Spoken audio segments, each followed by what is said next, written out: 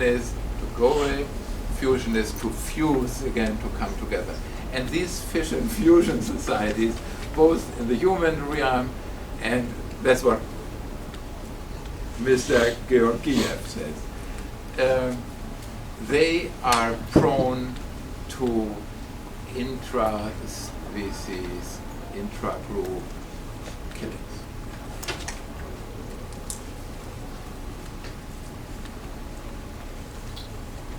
Now, but this is all not carved in stone. This changes, especially with humans. Humans, in the old days, they were killers, almost like the meerkats, but today's humans, they look terrible to us, especially on television and in Syria and other places. But they're nice people compared with our ancestors. On the other hand, genocide is not foreign to the human species from an evolutionary point of view. So it's not something that is completely out of human nature, but it can be explained by the very same concepts that we have been hearing about, and that is a very sad state of affairs. But he gives some convincing examples. They are so easy and trivial, but nevertheless, one has to take notice of them. Consider, for example, the situation of the European colonial armies that first encountered the local populations in America, Africa, Asia, or Australia. The benefit of using violent aggression against the indigenous populations were enormous, taking away their land, their possessions, and even their people to use as slaves. The costs of the colonists' aggression were minimal. Armed with rifles, they could quickly kill large numbers of indigenous individuals at little or no physical risk to themselves. Moreover, the indigenous populations looked different and spoke a different language. It must have been quite easy for the colonists to find a psychological, political, historical, or religious justification for their violence without suffering any consequences. These unusually high benefit-cost ratios for violent aggression against people from other countries are rare or non-existent in animals, which may explain why large-scale aggression toward conspecifics is absent in animals, with the possible exception of chimpanzees, our close relatives, and some species of ants, happily not our close relatives, and termites that stage wars against other colonies, destroying or taking away their resources and enslaving the workers.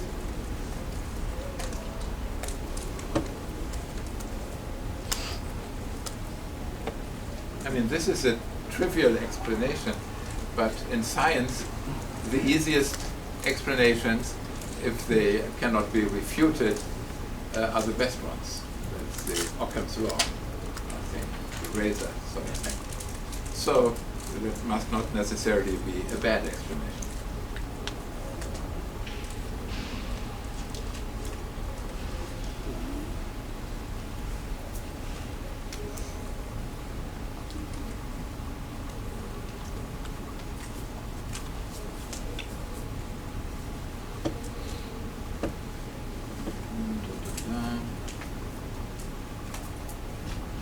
Well, yeah. Now let's come to the history and to the future of homicide. There was a sensational book, I think in 2011, by Stephen Pinker, about the better angels of our nature, about the decrease of violence in human history. That really has revolutionized thinking for many, many, many people. And Pinker himself says that he was somehow surprised about his findings. He does, at that time, he did not consider himself an optimist in terms of human nature or human development, but he became a little bit more optimistic writing this book and finding all this evidence. And now he's just recently published a new book about enlightenment, And it seems he is getting more enthusiastic about our species by the year. And in 2011, he had this finding. He just brought together from 1 million sources. And I've read all the critical stuff that I could get about his book, and there were a lot of critical reviews, and there were a lot of people who said, oh, he's wrong, he's wrong, he's wrong. But there was nothing that convinced me. They didn't have strong arguments against it. So I'm somehow, I must admit, I'm still a Pinker believer, and as a Pinker believer, I believe, together with a lot of people nowadays, that human beings were more violent with every 1,000 years that you go back in history. Today we are in 2000 and a few years. In the year 1000 and a few years, the homicide rates, they were not 6 or 7 per 100,000. They were maybe 60 or maybe 100, maybe 600. And 1,000 years before that, when Jesus Christ was born, the human society was more violent. And 1,000 years before that, even more so, and even more so, and even more so. Now, I cannot give an oath on that, and there must be a lot of differentiation to be applied.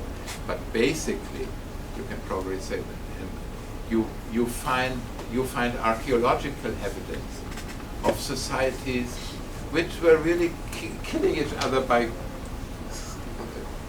making your skull into pieces. And that was normal in a way. That was what we see as gruesome in this Polish movie. That was more or less like what you did all day.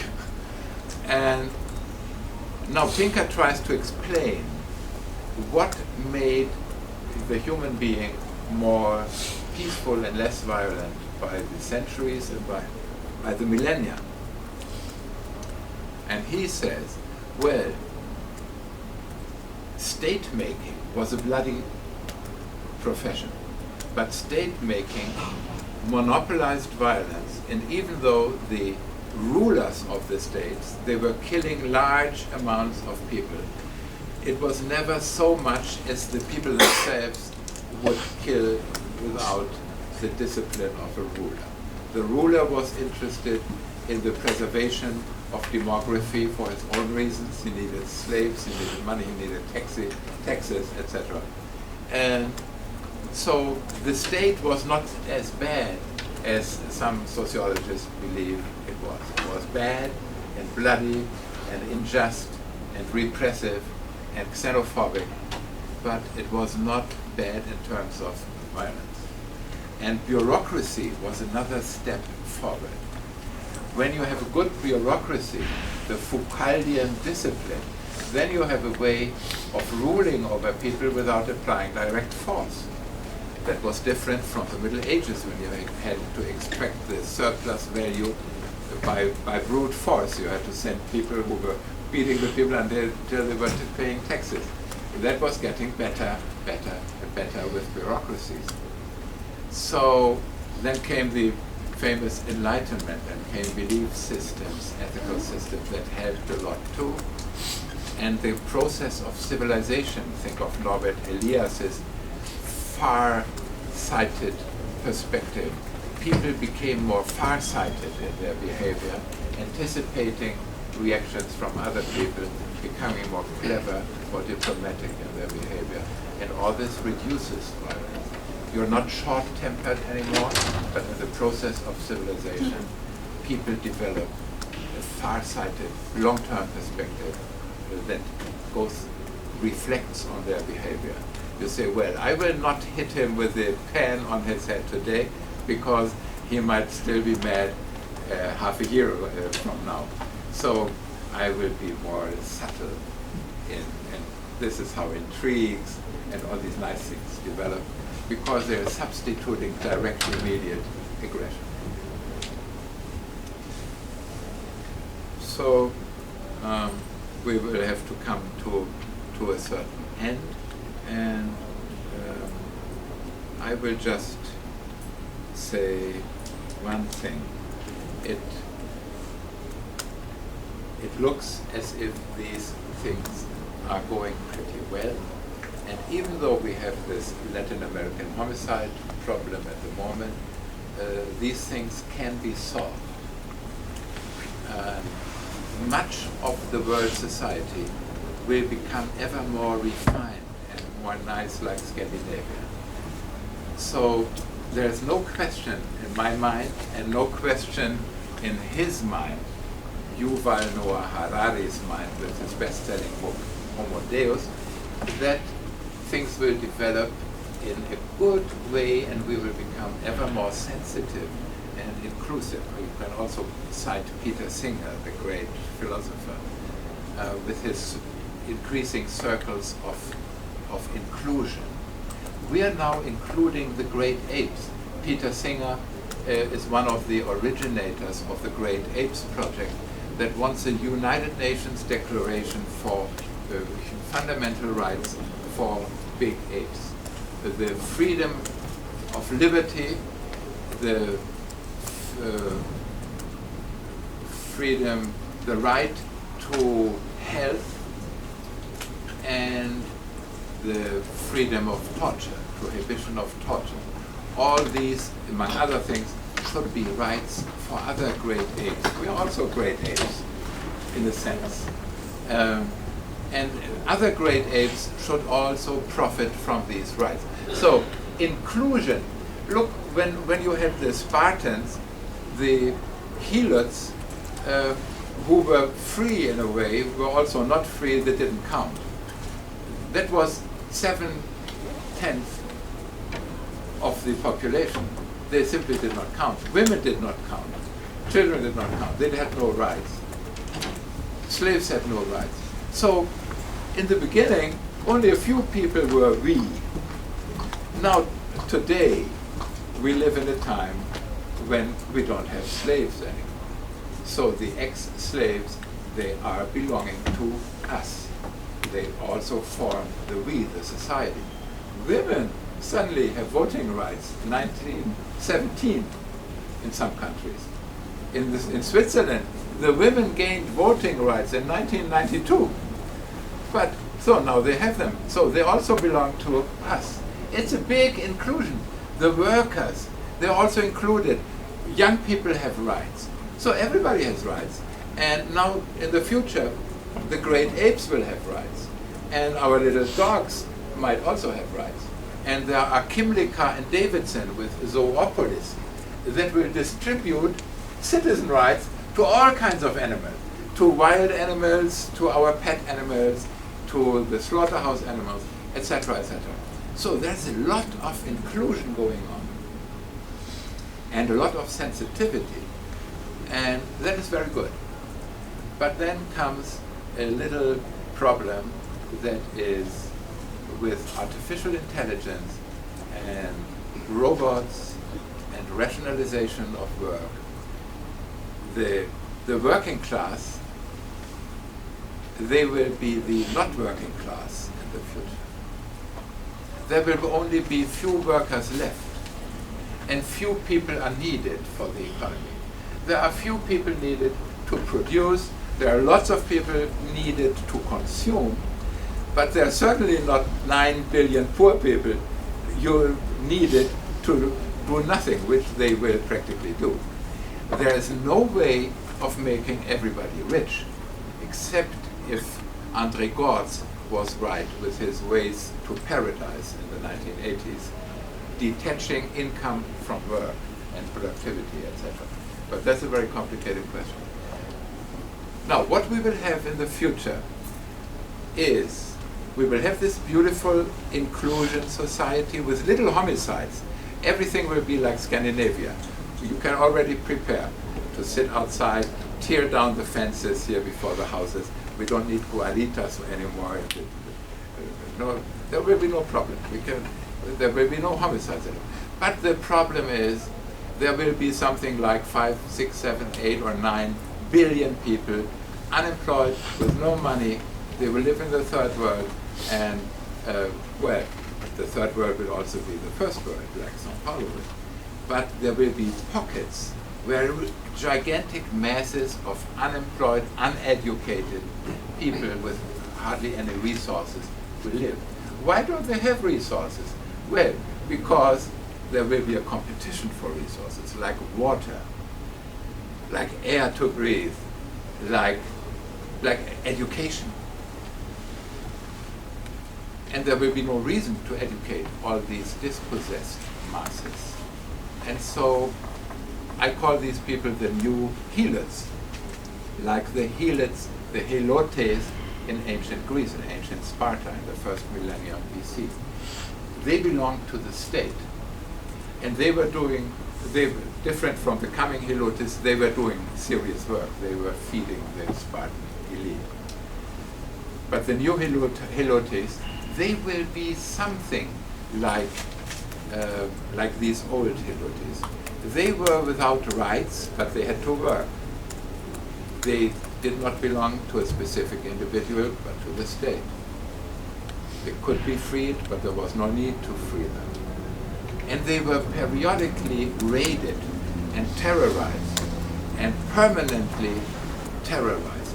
Once a year, the Spartan people would declare war on their servants, so they would not break a divine law killing them. And they ritually killed their own, not all of them of course, but the strongest one and the most promising ones that were likely to organize uprisings, PTs, PSOLs, and other kind of partidos. And they would be killed periodically, and that was a very efficient way of keeping Spartan rule alive. There were so and so many uprisings of helotes and attempts to improve their lot, but none of them was successful because of this fantastic way of social control.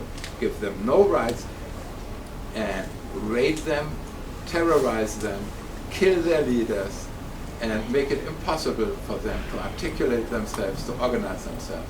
And that worked. And that will have to happen. I don't see another way, except some genius like Harari comes with another idea. So, in my vision, there will be an upper class of the world that might be 10%, 20, 30, maybe, I don't know how many percent. And this upper class will give rights to great apes, but also to other animals.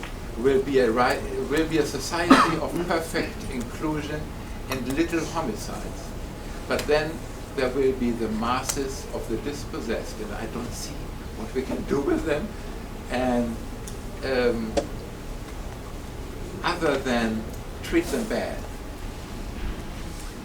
And don't give them education, don't give them citizen rights, and try to divide them, to instigate conflicts between them, among them, so they would have their intergroup conflicts and intra-group conflicts, and somehow then shielding. So I see two worlds coming up. A Scandinavian world that will exist and that will be very beautiful, and we should all apply for tickets that we get into the Scandinavian world, because the other world will not be so nice, and there will be a lot of homicides, and that might go back in history to the Meerkat sort of level of killings. So that's my prospect for the future, and I hope I'm wrong, and everybody will get a ticket for the Scandinavian.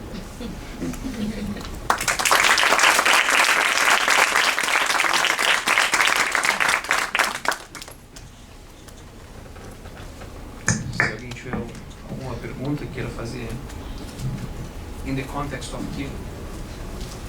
Professor, this future, which seems rather bleak, do you see any parallel with this description of the future with the situation of the Palestinians in Israel, for example? I know it's very controversial, but I want to... Yeah, well, what you see First, of course, I have to say all what I have to say, that I'm not an expert in the Near East, nor in the Far East. And I will say all that. And then I will say that I have met at a conference a Palestinian scholar who had a very interesting experience of taking Palestinians to Auschwitz on an education trip to Auschwitz, so as to discuss questions of xenophobia, racism, anti-Semitism, etc. And she had decided, I think she was an East Jerusalem Palestinian, and she had decided to get out of Israel because of a certain phenomenon. And that phenomenon was when she was wanting to write her thesis, she wanted to write about some aspect of what the Palestinians call the Nakba, the defeat, and more or less the beginning of the tragic situation that perdures until today. And then in her university, they said, no, you cannot use the word Nakba. And she said, well, then I cannot be a scholar at a university where I cannot use that word. That word exists. And it exists for many people and has a certain meaning, and you can write the word. So what she was complaining about was that there was a regulated speech that aimed evidently at preventing the formation of a discourse on an academic level about contrary experiences, diverse experiences. And then she was telling more things that I did not know. One was that Palestinians have different access rights, different rights of domicile. They have different passports in different colors. And with each passport, there's a different thing associated, different set of rights. But you never have complete rights. So this is what I would call a denizen.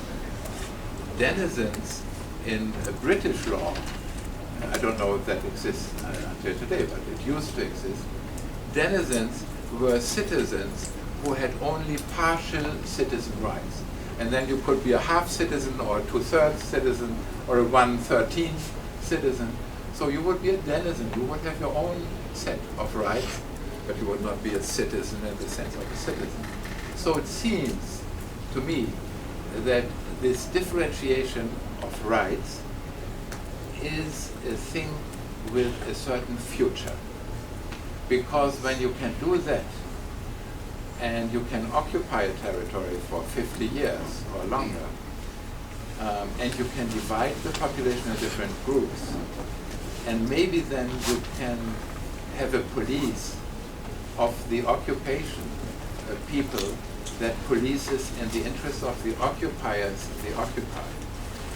That sounds like divide et impera, very old Roman, very wise Machiavellian sort of recommendation. And so I think the differentiation of rights, the attribution of differentiated rights, and the intertwined social control using indirect rule was an old method of the British colonial system.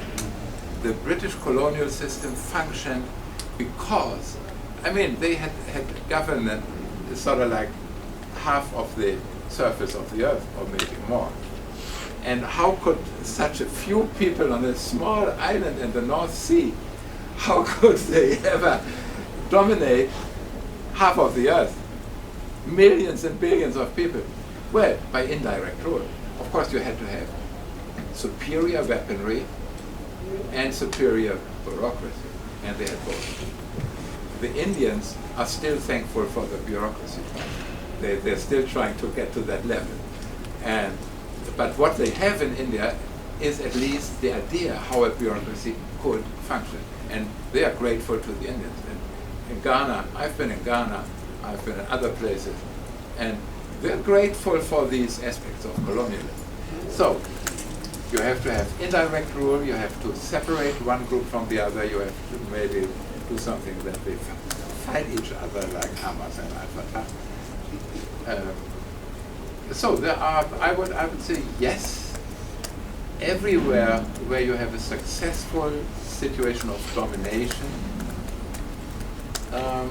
you have similar methods. And you might be in favor, you can say it's necessary, etc., you might be against it. But when you look at it analytically, as an observer from outer space, you will see very many similarities in Machiavellism.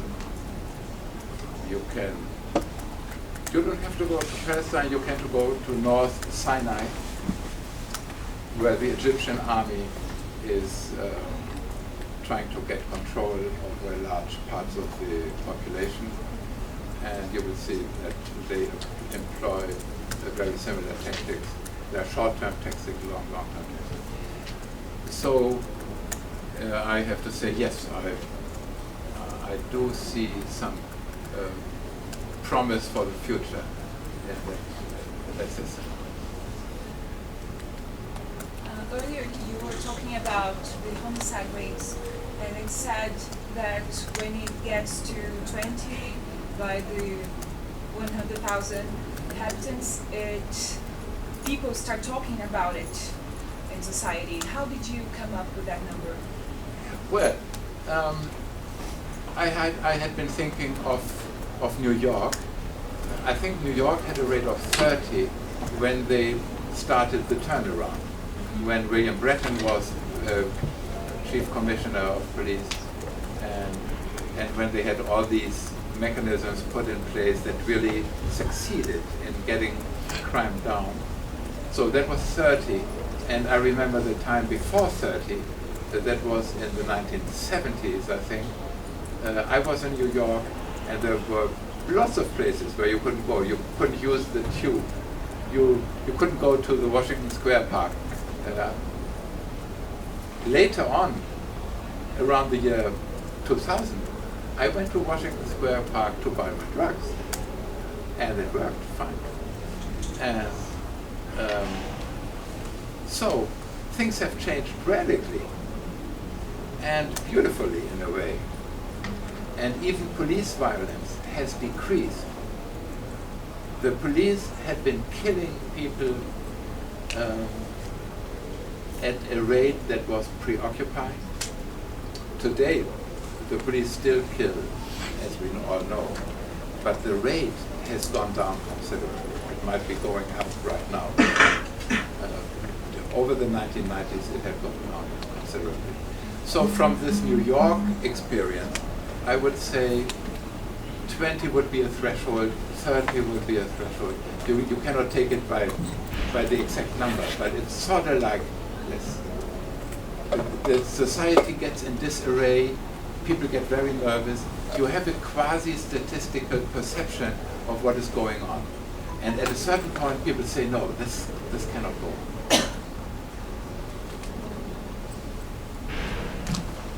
Okay, I think we've come, it's only the first day. We have 4 more days, and we've come to a certain point.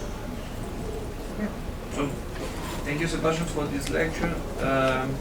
Tomorrow is drugs or prison? Tomorrow will be the prison. Prison.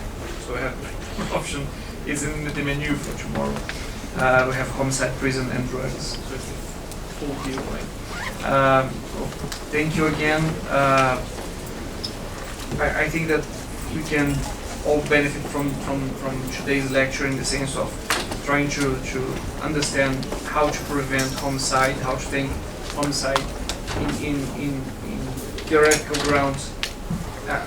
For myself, I think that homicide prevention should be concentrated on mostly young males, and that's pretty much a criminal policy that we should think about more, right? And it's always like lost in this kind of between the theology, the anthropological perspective, and then some kind of critical criminology that just say no, it cannot be connected with more profound, but maybe it has. It's too much evidence. One thing that struck me is what characterized this lecture on Vienna 2018 is probably that you haven't mentioned the idea of the nuclear paradigm, or the fact that there are nuclear weapons, right? And that's strange because meerkats don't have nuclear weapons. So you have the same kind of anthropological explanation and comprehensive, but at the same time we have a way of killing everybody, right? Yeah. So the idea of interspecific killing never had in the past the possibility of extermination Of all species. of all species, and that's really, and we have to consider both ways. I mean, maybe this was kind of deterrence that kept wars killing less, but at the same time, it's the potential of killing everybody. So, and a couple of other things that just struck me here. You mentioned the study of Igarapé, right? 2% of the streets. And the problem is that, I know if you read the latest book on Robert Sampson, The Great American City, and he talks like about the distribution of crime on the streets. And the problem is that it's sometimes, if you attack 2% streets, that can spread. Yeah, You have the displacement, etc., etc. So there are a lot of questions, and one thing that your lecture today remind me once again is how difficult it is to do criminology again, right? Because you have to think all things considered, and this kind of broad analysis really are much needed, I think, right? In the common sessions and conferences, everybody's so on their subjects, right? And we're not taking the big picture. I think that you brought a huge picture for us today, and there are a lot of on to talk about. So thank you for that. That was beautiful. Well explained. Well, I thank you again for your beautiful palestra no começo no fim. And I thank you all, and we'll hopefully see each other tomorrow. Yeah. Obrigado.